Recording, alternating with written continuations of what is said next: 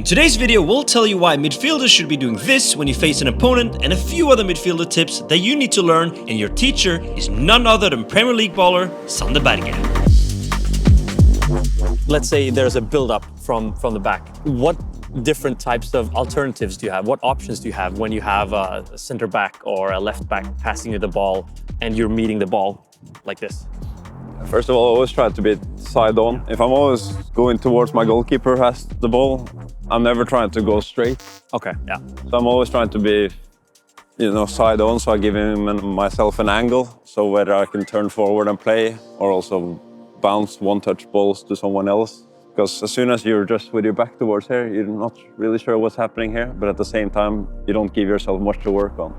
And what about in the attacking half? If you are driving the ball, what are the different options that you have here, and how do you make a decision based on your circumstances?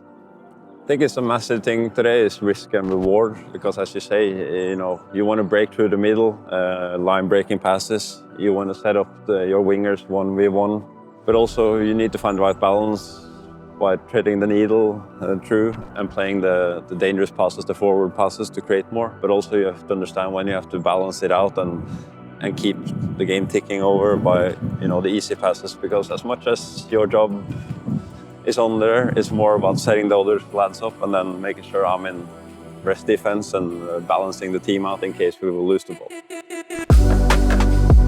You are playing central midfield, which is a very, very important role, obviously, on the field. You're like an engine, you're in the middle of everything. You are always close to the ball. What do you have to think about when you're playing in this area?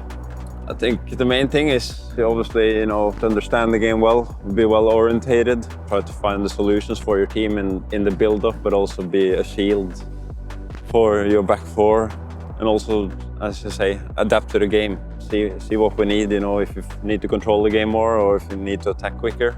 Is that you who's deciding on the pace of the game, or do you feel like the team collectively is deciding that?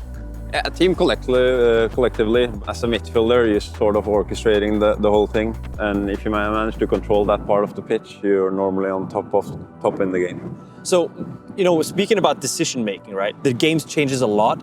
How do you keep a calm and collected head in order to make that right decision?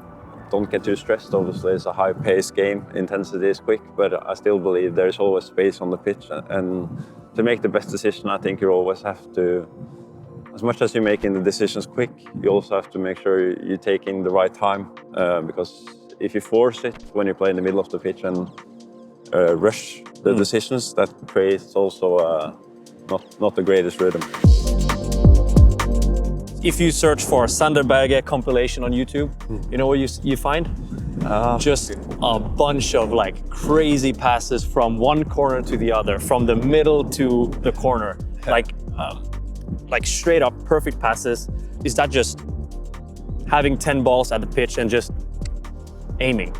I've spent so much time with the ball, and then when you bring that into a team when you're 12, 13, 14, 15, then you can suddenly add your qualities and then you put it into like a shape, 11 versus 11. So everything was built up from an early age, and I guess that is, as good advice as any, just to keep training when you're young so that you don't have to train as much. You have to obviously train, but you have to have that second nature, that habit that you cultivated when you were younger, right? Yeah, exactly. My love for the game, as anyone else when they're young, you spend hours doing it, you will always get better no matter what you do in life, and that's been a massive factor in my career.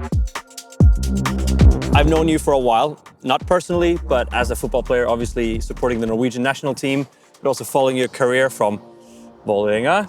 So how has the journey been from playing in Asker in Norway and then now playing in Premier League? How has that journey been? Yeah, spectacular one. Since I started to walk, I've obviously always loved sports in general, but mainly football. I come from a basketball family, so I had a very obviously with the size, yeah. But I had a very supportive family behind me, supported me no matter what I've been going through, and going through Asker to Vålerenga, moving on to Belgium League, and then coming into the Premier League and playing for the national team as well. Every day you go and being able to do what I can do is a special moment for me. But yeah, it's a tough journey obviously as well. It comes with a lot of work behind the scenes, you know, but also so many special moments. Tusen hjertelig takk. I really appreciate you coming onto the channel. And if you like this video, leave a like and a comment down below on who we should interview in the next one. See you guys later.